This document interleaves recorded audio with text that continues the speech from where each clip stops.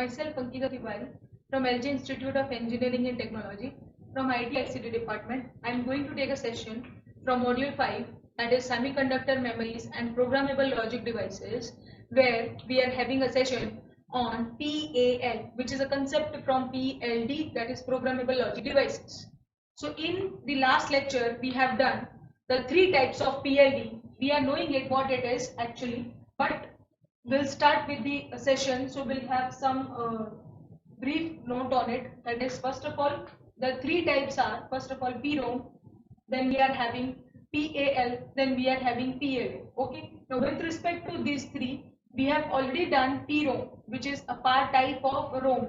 Then we have done PAL, which is also done, which we have to do it, and this PLA we have already done, where programmable AND array and programmable OR array. That means it is both can be programmed and can be changed with respect to the concept.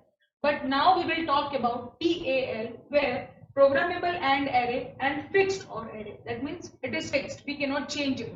So with respect to that, we have the first one, that is PROM, which has a fixed AND array constructed as a decoder and the programmable OR array. The programmable OR gates implement the Boolean functions in terms of mean terms. Okay.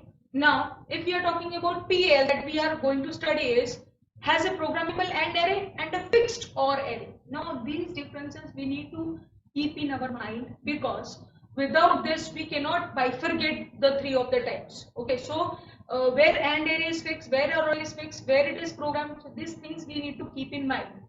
Now we are talking about PL. So the AND gates are programmed to provide the product terms for the Boolean functions which are logically summed in each OR gate. Now the third type, the most flexible PLD, is a programmable logic array. Okay, where both AND and OR arrays can be programmed. The product terms in the AND array may be shared by any of the OR gate to provide the required sum of product implementation. So this is what the three types are. Now the topic that we are going to cover in this session is PAL, the last topic of this chapter. If I am talking about PAL, that means the programmable array logic is a programmable logic device with a fixed OR array and a programmable AND array. That means AND arrays can be programmed with respect to our situation, but it is a fixed OR array. Means once it is done, we cannot change it. Because only the AND gates are programmable, the PAL is easier to implement. Because whenever flexibility comes with respect to programming, or whether to not program, that is fixed, when it is programmed, that means the circuit can change with respect to the situation. So it's very easier to implement if something is being programmed whenever we want. But if it is, but it is not as flexible as the PLA, because here the OR array is fixed. We cannot change it with respect to the situation. So this becomes tough situation. So this is what the drawback is. Now with respect to PAL, we have 4 inputs and 4 outputs generally, but we can change also. Each input has a buffer inverter gate and each output is generated by a fixed OR gate. Now there are 4 sections in the unit, each being composed of the 3 wide AND OR array. This is the concept of PAL. Means it's a structure where we can use these components in order to design it. Okay. Now we'll talk about PAL with an example. So here, suppose consider the Boolean function given in the sum of mean terms as W, X, Y and Z. Now W, 4 variables A, B, C and D. So A, B, C, D we are having with respect to sigma, that is 2, 13, 12. Okay, X is defined with variables 7, 8, 9, 10, 11, 12, 13, 14, 15. Y is being represented as 0, 2, 3, 4, 5, 6, 7, 8, 10, 11, 15. And Z is being defined with 1, 2, 8, 12, 13. Now these are the numbers which are represented with 4 functions. Now W, X, Y and Z here is represented as function names. In that the variables is been defined as A, B, C and D. Now the solution which is provided here, we will use K-max for simplification. That means we need to simplify it. First of all, we have to reduce it using the function. So here K-map will be used, and with respect to that we will get the answers directly. I have written here answers. You can solve it using K-maps differently, because K-maps we have done so many questions, so we are knowing it, what is a K-map and how to reduce using K-map. So I have directly written the solution, that is W is equal to, suppose we will get AB plus A bar B bar C D bar, X is equal to A plus BD, Y is equal to A bar B plus CD plus B bar D bar, and Z is equal to A B C bar plus A bar B bar C D bar plus A C bar D bar plus A bar B bar C bar and D. Now as you can see, just relate the four equations. You can see that W is equal to AB plus A bar B bar C D bar. You can see that W. Okay. Now if I am relating this with Z, see, we need to common between these of the four functions.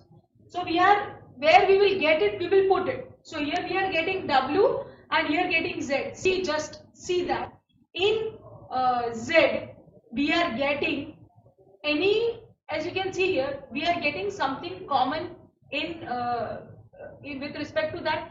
As you can see here, that is A B C bar plus A bar B bar C D bar plus A C bar D bar plus A bar B bar C bar D. As you can see that we can have a common, we can make a common in both of them, and we'll get answer as W, means both the terms are repeated here. So we'll take W plus A bar C bar D bar plus A bar B bar C bar D.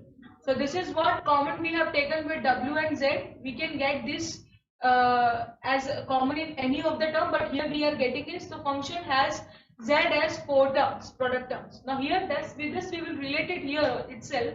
That is 1, 2, 3. So here the first term W will include A, B, C bar. So just see the we are getting three terms. See, three terms, three product terms in each of the function. See, 3, 3, 3, and here also 3. Okay, but here the three terms are, first term is A, B, C bar. So just see A, B and C bar. A, B means 1, 1, C bar is 0, and D bar W is absent, so it's dash. Now why we have taken W as an input? Because in Z we are inputting W. Common we have taken a W. So here we are inputting W. So here the fourth term, fifth term W will also be included. So in the first term of W it is not there, so dash dash. Now in second term it is A bar B bar C D bar. So A bar B bar C is 1 and D bar is 0, and W is not there, dash. And third term is not present, so dash dash dash. Same thing with the second term, that is X 4, 5, 6. So here A means 1 and all the terms are absent, so dash. In fifth, B C D. So B C D is 1, 1, 1, and A and D is dash. Oh sorry, A and W is dash. And in the sixth it is not present, the third term is not present, so dash. Now if I am talking about Y, so three terms 7, 8, 9. The first term A bar B. So A bar means 0, 1, dash dash dash. CD, that means CD will be 1 and 1, all the terms will be dash. And B bar D bar, that means B bar means B will be 0, D means 0, and all the terms will be dash. But with respect to that, we'll do the last term, that is Z1. In Z, first term is W itself. So all the variables will be dash, only W will be 1. Now if I am talking about A, C bar, D bar. So A is 1, C bar, B is not there, so dash, C bar, D bar means 0, 0, and last one is dash. Now with respect to the last term, A bar, B bar, C bar, D. So 0, 0, 0, 1 and dash. Okay, so here all the terms has been done. This is known as PAL programming table, where we are relating inputs and outputs with respect to variables which are defined in the system. Okay, now if I am talking about that, the last is the circuit diagram. As you can see here, the circuit diagram will include four of the terms, that is A, then A bar, B, B bar, C, C bar, D, D bar, and W bar. Where it is present, we will put it. Where it is not present, we will cross it because it is not present. So as you can see, the first output, as you can see, is W, then X, then Y, then Z, and we are relating this with NOT gate, because if you are not presenting in A bar itself NOT gate, then you can show like this only, like this gate is applied, see this gate is applied here, okay, and this gate here bubble is applied, that bubble means not gate, and direct it is given, that means it's direct value, means it's without bar gate, okay, that means direct value A or A bar. So A will be this and A bar will be bubble. Okay, so this is what we can take of A, B, C and D, all of the terms, and we can relate it, okay, in the this is the input part. Now if we are taking in the output part, then you can see that in the all of the OR gates, see all of the OR gates, in all the OR gates, three terms are going fixed because it is fixed. It cannot be programmed with the condition. We know that in the first W is not present, but we need to take the three of the terms because it is fixed. So in all of the values, as you can see, in all of the OR gates, three terms are going inside. But where it is not necessary, where it is not present, we are crossing it. That means it is absent. So as you can see, in the first one, W, the third AND gate is crossed. That means it is not present. Same thing in the second also it is crossed. In the third one it is given, so three terms are different. Now in the last one, three terms are different. Okay, W is taken directly.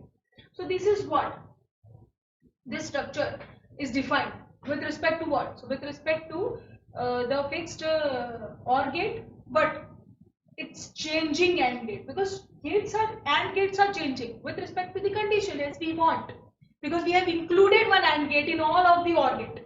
So with respect to W term, the common term, we have included each and every AND gate at each and every position. So this is programmed. That means we can change with respect to the situation. But if I am talking about OR gate, it is fixed. Fixed means all the inputs should be fixed. It should not change with respect to condition. So this is what PAL structure is, and we have done with PAL and PLA all the topics of the chapter number 5, and here I am concluding it with the subject also. Thank you.